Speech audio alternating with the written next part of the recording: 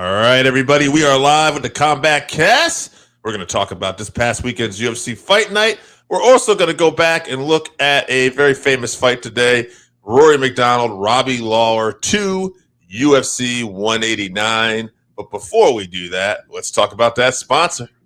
Yes, we'd like to thank the sponsor for the podcast, Game Up. They make a thirst-quenching adult beverage with a special blend of electrolytes.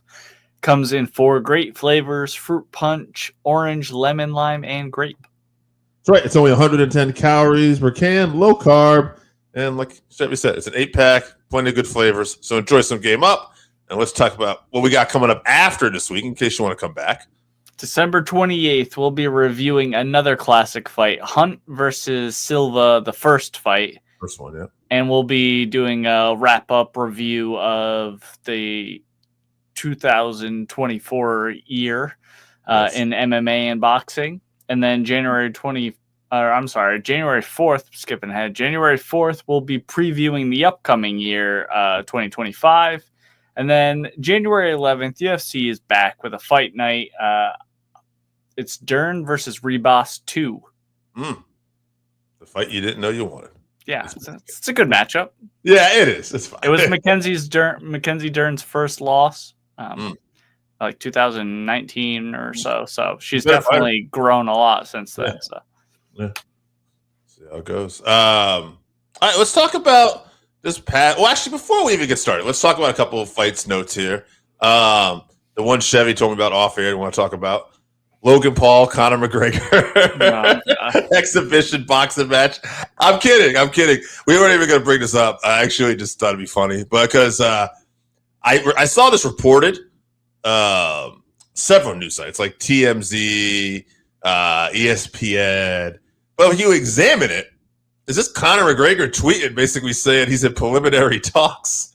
And they admit that in the article, but all the articles say Conor McGregor has agreed to fight Logan Paul. It's like, this is very clickbaitish. It's USA Today. It's the New York. It's everybody. It's just like, I don't know. And Chevy, we'll move past this. Do you see this fight happening? Yes, maybe. I definitely see it more of a possibility now that all the sponsors and everything are dropping Conor.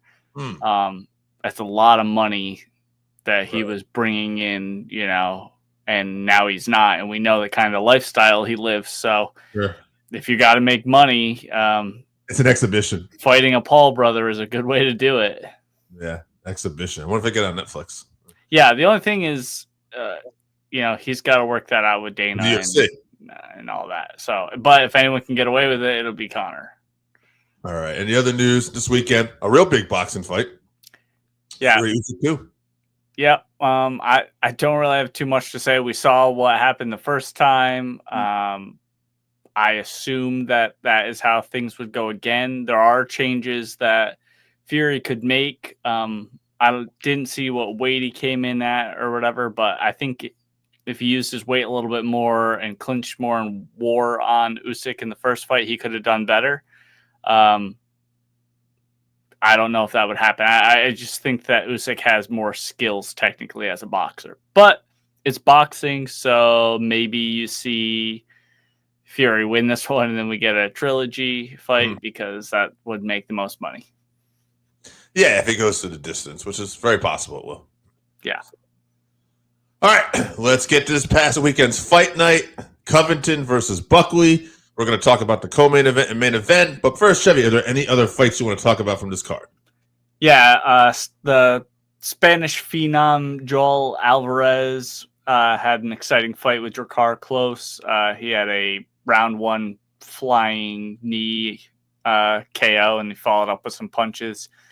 Talked about potentially going up a weight class unless they were going to do that card in Spain for Topuria, then he would stay at his weight class. So he has, I don't remember his exact record, but he has like 21 wins and 18 finishes or something like that. He's very exciting to watch. So keep an eye out on him. Michael Johnson versus Ottoman Azaitir. Michael Johnson basically killed him. Oh, yeah. He had landed a brutal right hand and then 2 very bad follow-up shots. But shout out to Michael Johnson doing the business. On the undercard or on the main card, Adrian Yanez versus Daniel Marcos. Marcos was undefeated, but barely squeaked out a split decision win. I actually had him losing the fight, but it was close, so no robbery. Vitor Petrino, speaking of Mackenzie Dern, I believe that's her now ex-boyfriend, but he was a phenom fighting grizzled vet Dustin Jacoby. He was really beating Dustin up for 3 rounds, and you know how Dustin usually engages in these wars and he either knocks the guy out or gets knocked out. Well, he stayed patient in this fight. He was a little bit boring. He was apologizing to the fans and all that. And at the end, he just landed a beautiful right hand that put Vitor out very badly. Wow. But he was up and he was okay. But and then Manel Kape versus Bruno Silva is a Kape masterclass, basically. He did win a 3-round TKO via nut shot, and he followed up with some punches. But Bruno Silva kicked Kape in the nuts like 3 times during the fight. He actually had a point deducted earlier from that. So I don't like Manel Kape, but he is a great fighter. So keep an eye on him as well. All right, let's get into Cub Swanson versus Billy Quarantillo. So I just thought watching this fight, that Quarantino looked faster to me, but somehow throughout parts of the fight, maybe through experience and technique, Cub was able to still maneuver, roll the punches off, and he looked sharp, and he was getting caught at different times. He was, bloodied up. It was quite the battle. They were both bloodied up, and but I don't know. This fight was. I hope Cub retires after this fight. Cub gets the win with a beautiful combination in round 3, but it was really just a Cub Swanson fight. We had scrambles, we had good striking, we had a lot of good doing. Cub took some punishment. He came back. It's funny because Dana said afterwards, it's hard for guys to want to retire after they win like that. They never want to go, but man, that's the way he should go out. That's perfect. Yeah, it's not going to get better than that for sure. I mean, it's an excellent way to retire. I know, you could tell that he said he had talked about it with his wife previous to this, but you could tell he didn't really want to retire after that. But, you're feeling all the endorphins of just knocking a guy out and everything. And, he's like 41 years old or 42 years old, I think he said. And yes, he did look good and he's still had the athleticism that I was questioning last week going into this fight, fighting with his hands down. But like you said, he was getting touched up a little bit here and there. Great performance, but I'm with you. I'd like to see him call it a career there. That's a great way to go out. Most guys in this sport do not get to go out like that. So take your opportunity. I think I'd have to go back and look. I think I had thought Billy was going to win with a TKO in round 3. I think I had this reversed. Yeah. I didn't think that. I thought Billy was going to win that decision, but yeah. I think I called our main event though, which we'll talk about. But yeah, we can get into that. Colby Covington versus Joaquin Buckley. Yeah. So Buckley was sharp, like I thought he would be. Explosive, powerful, and I don't know if it's the battle wars or what. I know Colby said afterwards that he didn't train. He was busy on the campaign trail, staying true to his character. But reality was that Colby just looked slower at times in there. And now, what is interesting, I will say this, throughout the fight, there were a couple moments where Colby was able to secure a takedown. There were times he wasn't, where Buckley looked a lot, just able to sprawl out, no problem. But he was at times able to secure a takedown. No problem with the fight being stopped. It was a nasty cut.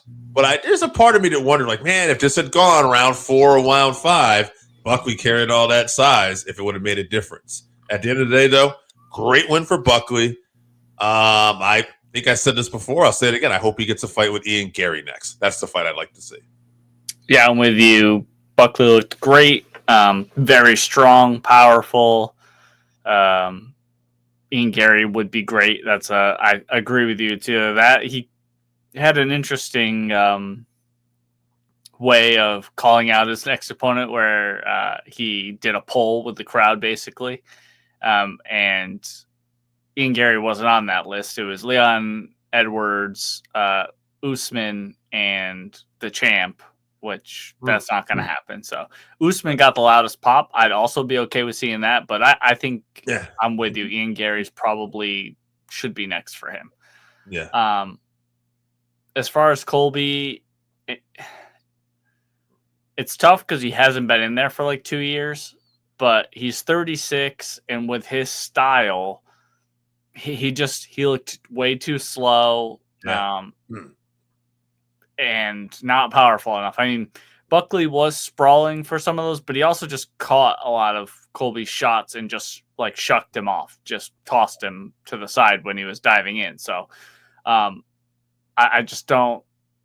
don't think Colby's got it anymore. Personally, I don't rate him at this point. So I don't know what's next for him. He's definitely not getting a title shot. No. He's just small for middleweight, I would think, too, right? Yeah, definitely. He's going to get punished by guys up there for sure. So I don't know what's next for him. I mean, maybe the Ian Gary fight could happen with him. There's a little bit of heat back and forth between them. So who knows? I don't like his chances in that, though. Yeah, I don't like his. I think he would have got finished by Ian Gary in that fight. So yeah, bad cut for him. It was cool that he walked out with Chael. I like Chael. Yeah, don't care. Don't care so much about Hulk Hogan, but you know why at this point. But yeah, it's just interesting that this is what he does. Dana White did say that it was a good stoppage. He said, but that fight doesn't get stopped in Vegas for that cut. That fight would have kept going, he thinks. Sure. I mean, they're all about getting that money, but they'll like ruin Nick Diaz's career over weed or whatever. So, yeah. Speaking of Nick Diaz, a little side thing before we go next fight. Nick Diaz is going to be involved in one of the documentaries called Dark Side of the Cage, which is like a thing they've already done in wrestling, Dark Side on Vice, and they're going to have these stories about MMA fighters and stuff. Any interest in that show? Yeah, absolutely. Yeah, there's some. I heard Brendan Schaub talking about it. I listened to his podcast today, actually. Yeah, I heard him talking about it. They asked him to be on it and talking about Ronda. Oh yeah, obviously they have history, but he wanted creative control over like final edits or something like that because he didn't want to be in a documentary that would possibly start drama because of their history. And obviously they're like, no, you're not getting creative control over our documentary. So he refused to be in it, which he didn't have any animosity about. But he was like, I would be in it if they were like talking about how Ronda's a legend and how she was great. But I just feel like they might attack her, and I don't want to be involved with that. And Dark side of the case. It's got to be some negative stuff here. But they were talking about that, and I find that's super interesting for sure. I love getting all the stories, ins and outs. Yeah, stories, exactly. Yeah, I think that'd be cool. All right. Speaking of cool, though, here we're talking about one of the greatest UFC welterweight fights of all time in the Hall of Fame. I was there live. UFC 189. The only time I've ever been to Vegas. Main event was Conor McGregor and Chad Mendes. Conor McGregor won the interim UFC featherweight title that night. Chad Mendes took the fight on short notice. But this fight was a war. And, man, I kind of forgot how some of this fight went. It is interesting. I do remember I'll just start talking about it, and I'll let you. But I just remember thinking when I was here live from the live perspective, I'd been in Vegas all week. I was on my honeymoon, and I really had a lot of that struggle with the time zone. Man, it was great for like this event though, because at this point I'd already been there for like 4 or 5 days, and the adrenaline of the event's going, and of course you're in Vegas, so you're getting done around 10 o'clock. It wasn't like the UFC we watch now on the East Coast, and like even if it's a good event, it's like 1:30, and like shit, I gotta get to bed. And I remember the fight started off a little slower, and I had somebody talk to me about this in the comments because I had posted a video about this. And because I asked people what they thought was the better fight, Condit and Diaz. I'm sorry, Condit and Lawler or Lawler McDonald. Most people said Lawler McDonald, but there was one guy. He said Lawler, and he said because there were a couple of rounds that were a little slower. I wouldn't quite agree with that. I think they were very. They were feeling each other out. It was still a good pace, but because they were high level, not a lot of stuff is necessarily landing, right away in rounds one. I also think that is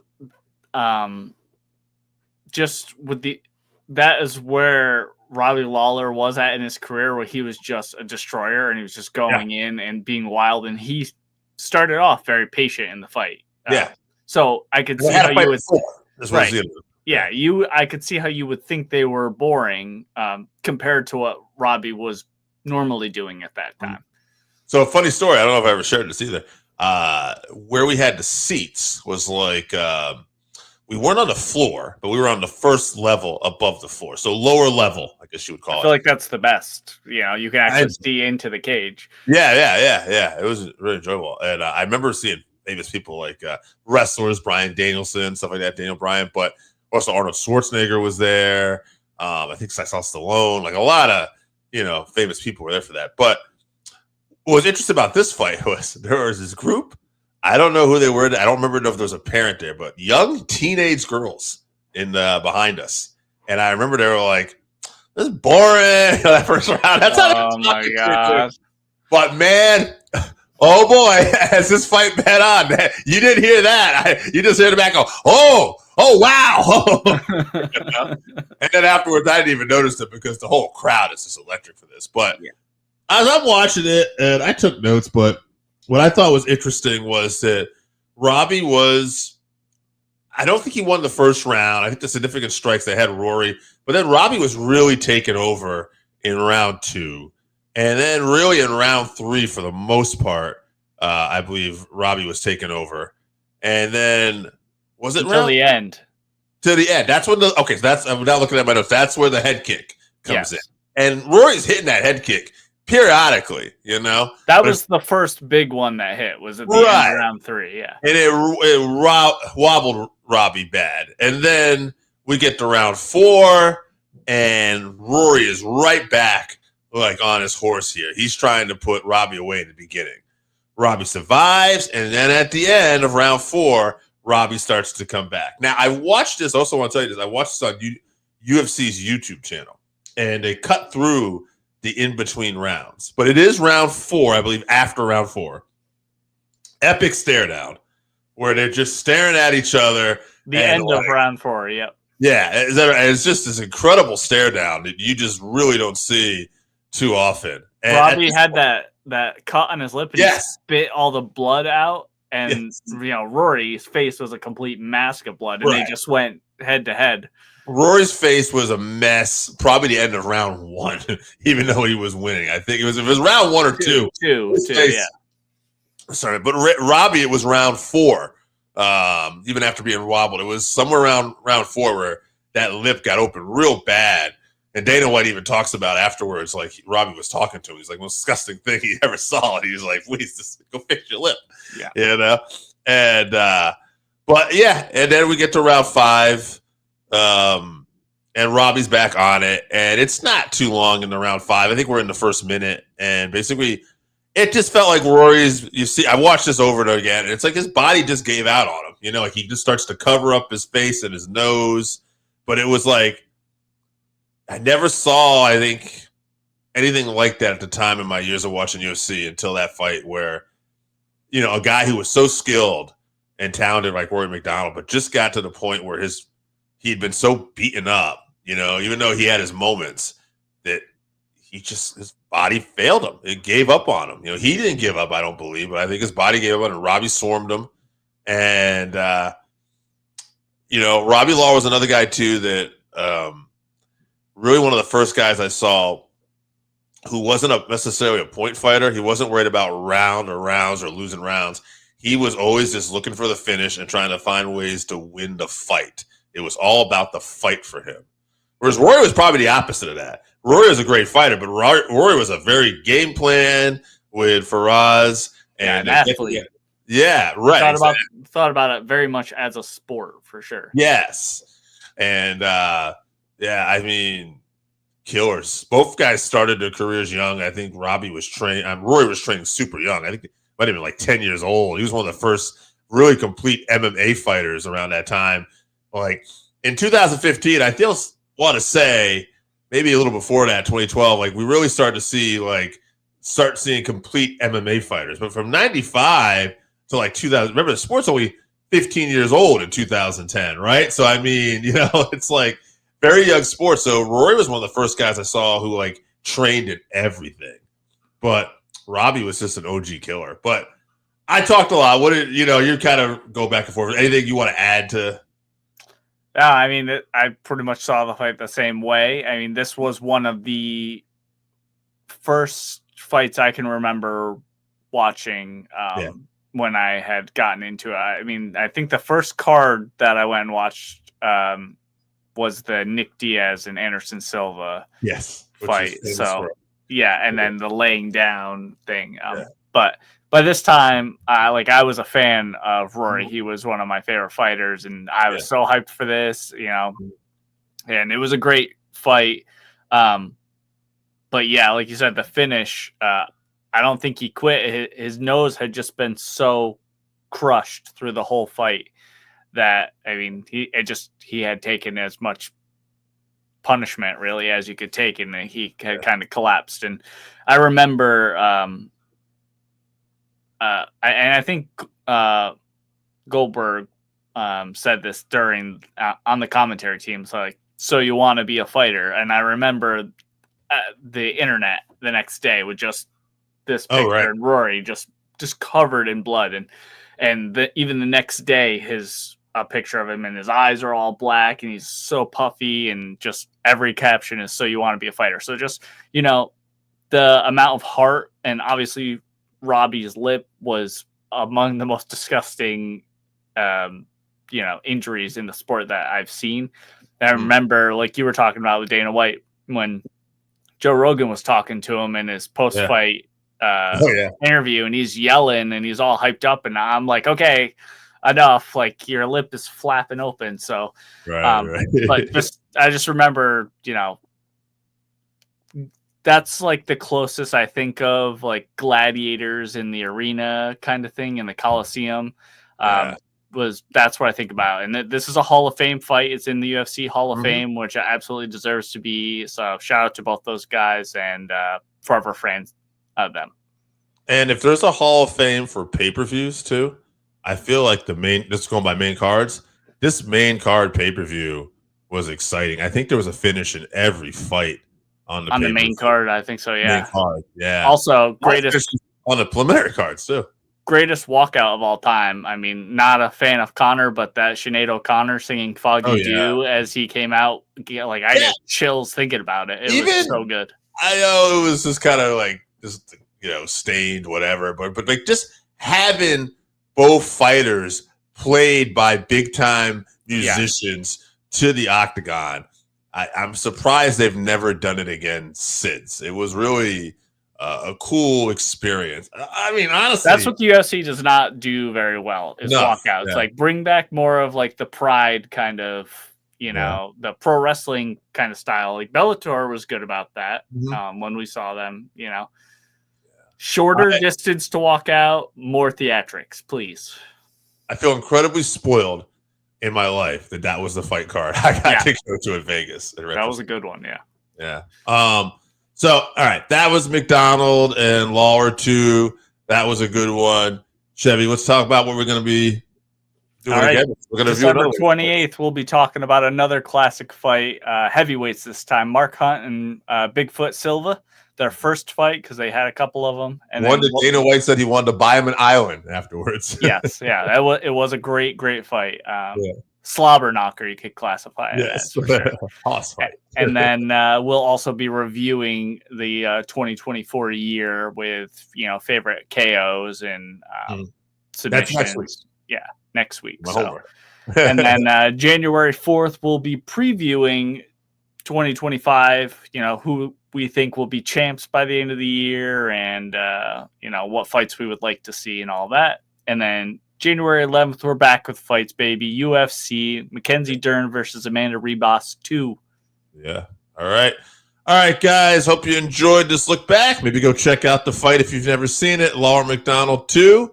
Thanks for tuning in and enjoy some Game Up. If you haven't tried Game Up, then you are missing out. Imagine your favorite seltzer and your favorite sports drink had a baby, but it's way better than that. Each can is 110 calories, low carb, 4.9 ABV. It's a nice light drink that is not light on flavor. Game Up comes in fruit punch, orange, lemon, lime, and grape. Pick it up at drinkgameup.com or at your nearest liquor store.